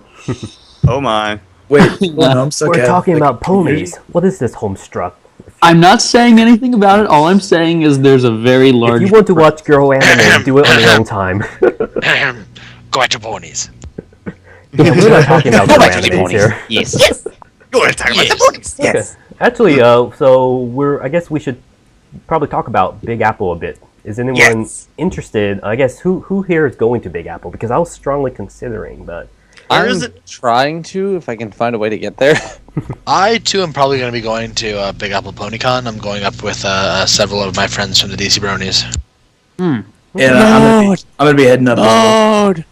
As far as I know, that's basically going to be what's going to replace what BronyCon originally was, right? I think some of the original, some of the smaller staff, like I know a lot of the people from the New York Brony meetup are running it, and I think some of the older staff members who founded BronyCon might be involved. I honestly don't know about that. There was one, but I don't think she's involved with them anymore. Yeah, she's not. I know who you're talking about. I know she's not involved with them anymore. I don't know if the other staff members on BABC were involved with BronyCon. Yeah. Kez was. Kez Sim. Oh, Kez was? Oh, yeah, Kez, right. I think he and does I know Punchline is there, and Punchline used to be. Mm-hmm. Yeah. And I guess we'll just we won't talk about any I guess speculations, but I guess it was kind of breaking news when we started this podcast that there is something happening with I guess the staff with Big Apple. I think some people are not involved or rearranging, but we'll just put it out there at the time, and we want to say that we should give them some support, a lot of support. Well, so if anyone's in the area, try to, I guess, go out and help volunteer with Big Apple and just go to the convention for fun. They haven't burned down yet.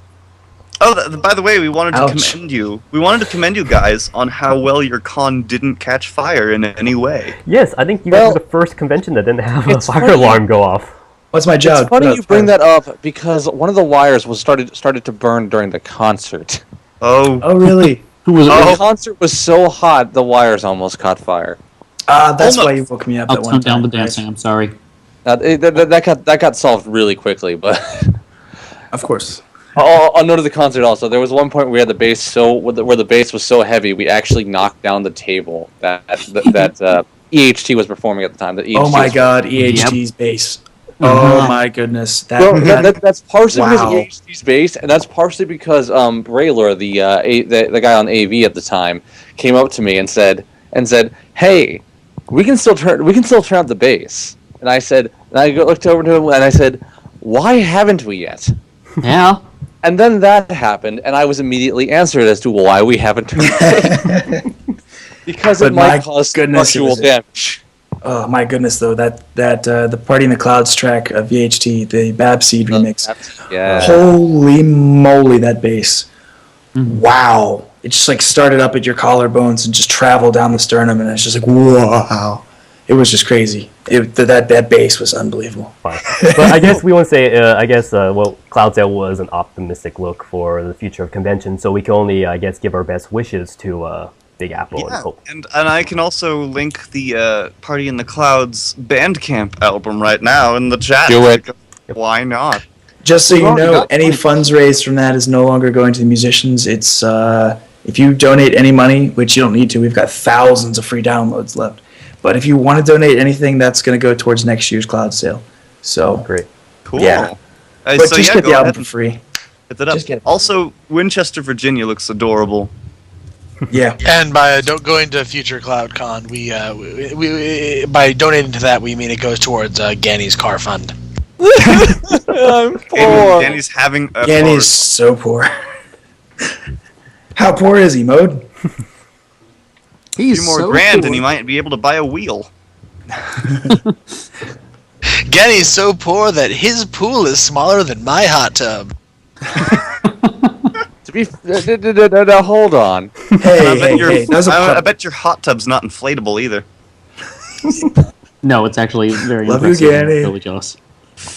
Yeah, actually, Ganny's hot tub's nice. Wait, he's a I hot don't have, tub? okay, I don't have a hot tub. The funny thing is, I actually do have a pool. It actually may or may not be larger than Mode's pool. I'm True.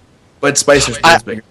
But Ganey, here's the thing: I have a hot tub and a pool. I know, and your pool is actually, underground and stuff. And then Ooh. like 20 bathrooms with full-size tubs. I'll be honest, I sorely miss having a hot tub, which I used to. A very nice one at that. And then we moved to a place where we couldn't have one, and now my back is sore. Oh, we're now talking about hot tub adventures. This should be a fun chat. Oh no. this- Oh, that's- You That's fancy voice down. sweetie people What? with your hot tubs and stuff. Drinking bears in a hot Have tub. you ever had a hot drinking tub? bears. Oh my god, it's just amazing. Bears. Yeah, I did not have a hot tub, no. We can You either play should the have How one. Poor is Ganey game or the How Rich is Mode game. And How Rich is Mode, his house has a functioning bidet. I remember that. I How much was is like, Mode? ew. He has a Tyrannosaurus Rex in his tennis court. He does. I remember that. Which one's more hard to believe, the Tyrannosaurus Rex or the tennis court? Do you have a trampoline? I used to. I actually used to. I used to have a it came to trampoline. the house. Yeah. I did back when I lived with my mom, and my mom lived in another place, and I was a child. But now I don't. So I live in Denver. Okay, well, let's see what else is in the pony news. You guys hear What's about, else? I guess, the Equestria Girls? Oh. And, yeah, and they had the new image of Spike, Spike as has a been dog. demoted. Yeah. See, I reserve judgment on the Equestria Girls until I actually see it, but I'm not gonna lie. Something about the shape of their heads just doesn't sit right with me. And I mean, Yeah. come on. Who It's names just- a dog Spike? I mean, really. Yeah, so that too. Seriously, who names a dog Spike? Well played. Well, does she have an pet owl then, or is the owl a toy? And No, the owl's now a human. oh, Like, suck it. well, maybe they're ponies. I don't know. Oh, yeah. That would be funny. That would be. Aloysius got And, promoted. and is Spike. Princess Celestia now like Principal Celestia? Oh my god. Oh my! Oh my Brilliant. God. That's brilliant. That would be That's brilliant. brilliant. And then what I is just Princess Luna like the dean or like the headmaster, or is she like a rival from another She's the school? janitor. Groundskeeper. Like there's another school. She's groundskeeper She's Willie. the janitor. She rules the school tonight. Keep up the grass, you evens. There you go. Yeah. She's the head of night school. And then what's Sakura supposed to be then in this situation? Well, I feel like every that might show be needs a racist, token let's not black do girl. that. Like, is she going to join the cast, or is she going to be Yes. like a teacher or something? Hi, I'm the black Yeah, character. in all honesty, I could see her being a teacher. Yeah, that would make more sense, I guess. But We have to turn on our homework. Okay, and okay, but English will lit. she but then still what Rhyme. about rhyme? their marriage? Will she still rhyme? She That's teaches the English question. lit. There we go. Will she just Problem be a solved. black person, or will she have stripes tattooed into her white flesh? Ooh. Questions everywhere. But now, Will she see, be glow in the is dark? black We don't white know. stripes or white with black stripes. What color are the stripes going to be here? We're not going to know. Luna's the gym teacher. I just imagine those gym teachers that are, real butch. Like, come on, there, ladies. Oh, she uses the Royal Canterlot Luna. voice. Now in the showers. Yeah. Oh, I have to teach you kids how to make a rat tail. What was it? Our friend Will Draw for Food. He was doing sketches of Equestria Girls in the style of Clone High, so that was kind of awesome. Oh, that was great. He also just now drew Luna as the Pope, which I will. Oh, I guess since we are actually live, we could do breaking news. The Pope has just been elected. Breaking news: Luna is now in the running for Pope. It's Luna. Who won the election? Let me see. New Pope. I'm Lutheran. I don't The new care. Pope is apparently he's the first Latin American, and his name is going to be Francis. yes. Francis the First. Francis, Huh, interesting. a Jesuit. Francis Sparkle. Oh my God, you guys. And this And- Pope is gnarly. It's wily. I'm so surfing. Oh, Twilight. Anyway, sad. there. Pope, why is your hat made entirely out of corn dogs? You know how much I love corn dogs. I love corn dogs, Twily. Twilight sad. You have to come with me. I incest. Yes. Oh, well, I watched this with my To be roommate. fair, my co-chair and her boyfriend, Forrest Rain, they both worked on that song and were part of that episode. So, oh, that's right. One of the famous YouTubers, Hannah Hart, from My Drunk Kitchen, or Hannah Harto. She was one of the supporters for that. That's actually one of the people we were trying to contact, and due to her tour coming up, she was unable to come. That's Yeah. actually kind of I love that interesting. episode.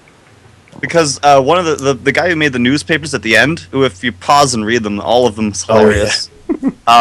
Is actually a good friend of mine who's, I mean, as an artist, he's great. He's like the only other artist from around here who's actually good, and he's like better than me. And then he moved to Vegas like a jerk. But yeah, that was at least a weird connection I got with it, and he's great. He also drew Stripey's Pinkie Pie dressed up in clothes as a Sith Lord, which was also amusing. I think I've seen that. Fantastic. Yeah, I think I have that too, was him. actually. That was him. This guy, he's a great guy. okay. Well, let's just run on Derpy Hooves news and just see what's the newest. Yeah, you Trending do stuff. go and see what actual news is newsing up. Talking about Equestria Oh, LA, GalaCon, all My these are usual con sorts posts. of news. EQLA. I might be out there, actually. Oh, They they're talking really about want me the, to get out. Oh, the comic book sales actually. The My Little Pony comics are topping Spider-Man and X-Men, or very close. And Spider-Man and good, X-Men because- are considering they're traditionally the largest selling comics across the whole world, even bigger than the Japanese manga. So Wow. My Little Pony's running up very close. That's I've collected most of the. It's 'cause we're Ultimate crazy. Covers. yeah. We're- Yeah, I actually need to go out and get the latest two. As Oh soon as my you get a God! car. You Oh have. my I God. really do recommend them because I absolutely love the comic series. Oh, I have the first one of the alternate covers of the first issue sitting right over there. So I still know. have only read the first two. yeah, it I've get only any read the first better? two at this point. Question It mark? gets so good. I bought It them does. without leaving my house. Oh, that would be nice for Ganny. As soon as he What? said, It would be nice for me. to be able to buy stuff without leaving your house because you have difficulty leaving your house. But he has no money either. That's true. There you go. Money. You should have like a bank or a mint built in your house, so you just have money printed out.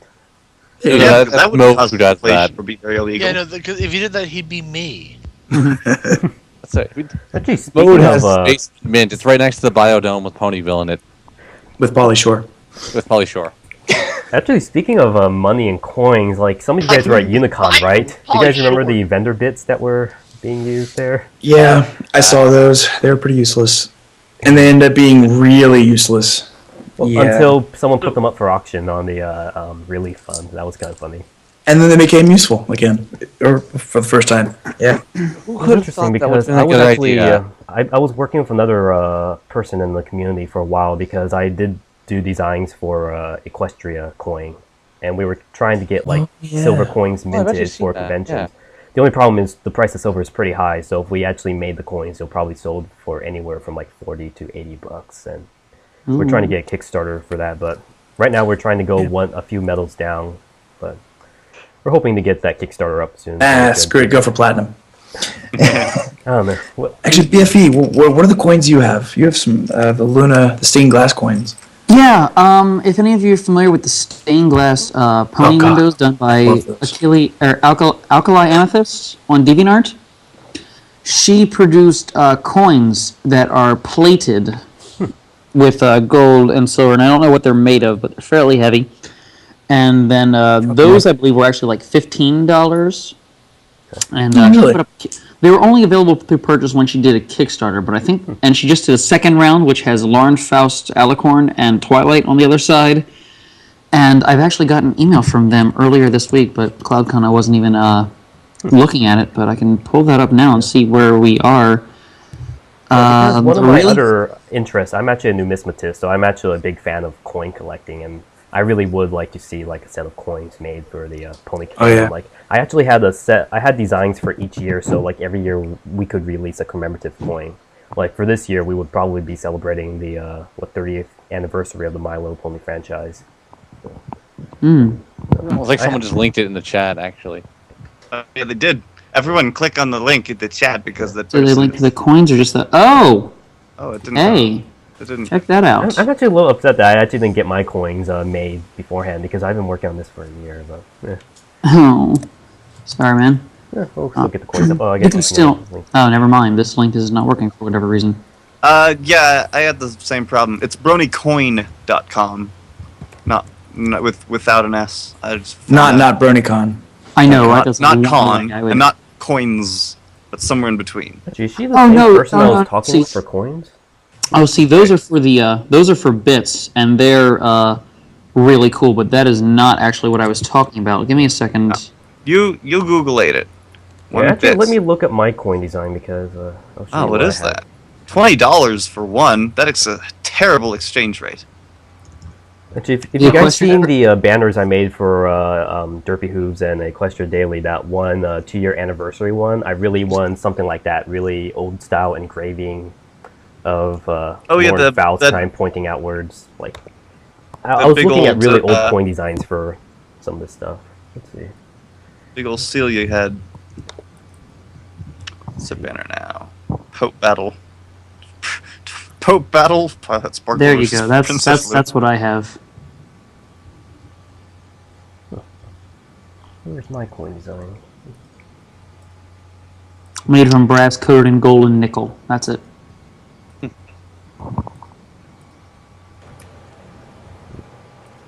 Yeah, I'm not finding the one I had. Has anyone ever... this is just random thinking. I was wondering if anyone's ever made the joke where from the Magic Tool episode, Trixie pulls up the flashback rectangle of this is what happened previously, and then it just says this video's been removed due to a copyright claim by Hasbro. I've never LLC. seen that someone do that specific joke, but there was a while ago on Reddit, someone edited out the little the thing that she was bringing up in it and made it so it's exploitable. That was funny. But I can make that image. I have that. I still have the exploitable version of that somewhere around here. Wouldn't be difficult at all. Because it would be amusing to me. Actually, let me go see if I can make that right now. This is Shame I immediate. can't find the coin design I had. Well, I'll link it later, probably. Well, We can hang around, but I may as well wrap up the show. Yeah, I guess so, we'll wrap it up. would you like me to just Wrap it up kind like of go that? ahead? And, Oh, we And- should remind people one last time that Apex's and Noodle's wedding is this weekend, and they Yes, will be it live is. streaming it. Flavin, do you is have this information? Saturday? So when it is it's this coming Saturday, which is the 16th. It'll be at 2 p.m. Central Time. He said Central Standard Time. I'm sure he meant Daylight Time, because that happens now. And it will be streamed at livestream.com/Laurua the Zoni.